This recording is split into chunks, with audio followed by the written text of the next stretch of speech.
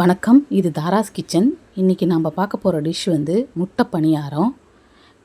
இந்த டிஷ்ஷுக்கு தேவையான பொருட்கள் வெங்காயம், தக்காளி, கேரட், கேப்சிகம், கோஸ், கருவேப்பிலை, கொத்தமல்லி, முட்டை. இப்போ அடுப்பத்தை வச்சுக்கலாம். வானல் வச்சு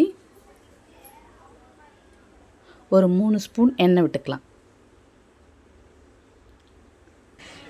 எண்ணெய் சூடானதும் ஃபைனாக சாப் பண்ண பெரிய வெங்காயம் ஒன்று போட்டுக்கலாம்.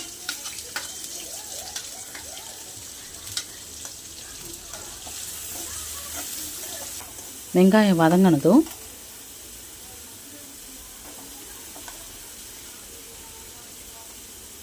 ஒரு கேப்சிகம் சேர்த்துக்கலாம். அதுவும் ஃபைனாக சாப் பண்ணது.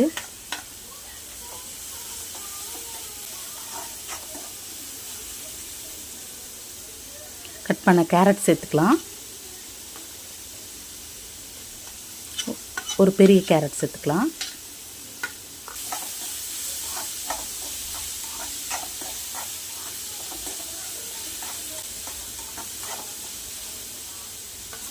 ஒரு தக்காளி, சின்ன தக்காளி ஒன்று கட் பண்ணி சேர்த்துக்கலாம்.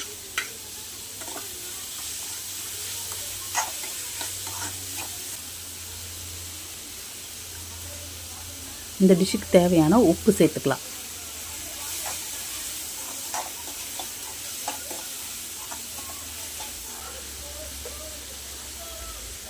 இப்போது கழுவி அரிஞ்சு வச்ச கோஸ் ஒரு 100 கிராம் அளவுக்கு ஃபைனாக சாப் பண்ணது, அதையும் சேர்த்துக்கலாம்.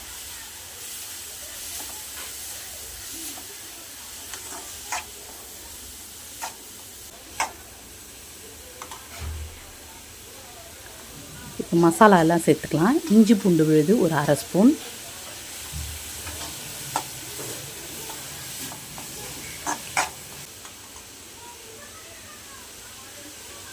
சிக்கன் மசாலா 1 ஸ்பூன், தனி மிளகாய்த்தூள் 1 ஸ்பூன், மஞ்சப்பொடி 1/2 ஸ்பூன் எல்லாம் சேர்த்து நல்லா வதக்கிக்கலாம். கருவேப்பிலை, கொத்தமல்லி சேர்த்துக்கலாம்.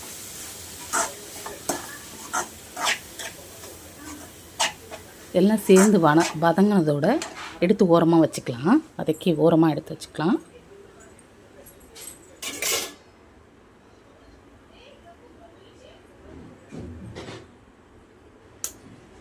இப்போது முட்டை பணியாரத்துக்கு தேவை 5 முட்டை. இது 4 பேருக்கு கரெக்டாக இருக்கும். 5 முட்டையும் ஒரு பவுலில் உடச்சி ஊற்றிக்கலாம்.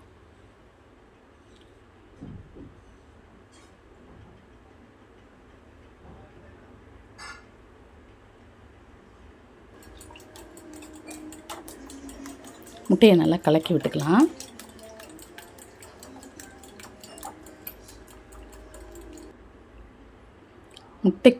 முட்டைக்கு தேவையான உப்பு சேர்த்துக்கலாம். இப்போது வதக்கி வச்ச காய்கறி கலவையை அந்த முட்டை கலவையில் சேர்த்துக்கலாம்.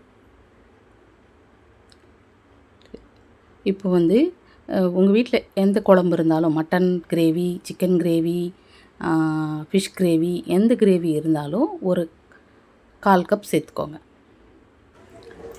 கிரேவி இல்லைன்னா ஒரு 1/4 கப் பால் சேர்த்துக்கிட்டு மிளகுத்தூள் கொஞ்சம் எக்ஸ்ட்ரா சேர்த்துக்கோங்க.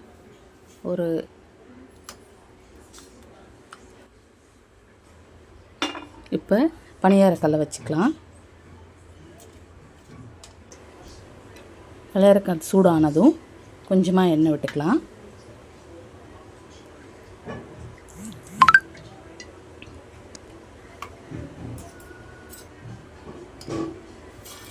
இப்போ பணியாரமாக ஊற்றி வேக வச்சு எடுத்துக்கலாம்.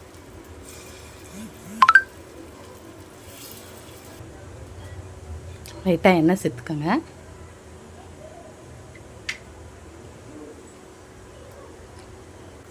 இப்போ ஒரு லெட்டு போட்டு பணியாரம் வேகிறதுக்காக மூடி வச்சிடலாம். இன்னும் வேகலை, வெந்துடுச்சுன்னா பணியாரக்கல்லேருந்து ஈஸியாக வந்துடும். ஜஸ்ட் திருப்பி விட்டு எடுத்து வச்சு நம்ம சர்வ் பண்ணிக்க வேண்டியதான். ரொம்ப டிஃப்ரெண்ட்டாக டேஸ்ட்டாக இருக்கும். இந்த மாதிரி செஞ்சு பாருங்கள். முட்டை பணியாரம் ரெடி. தேங்க்யூ.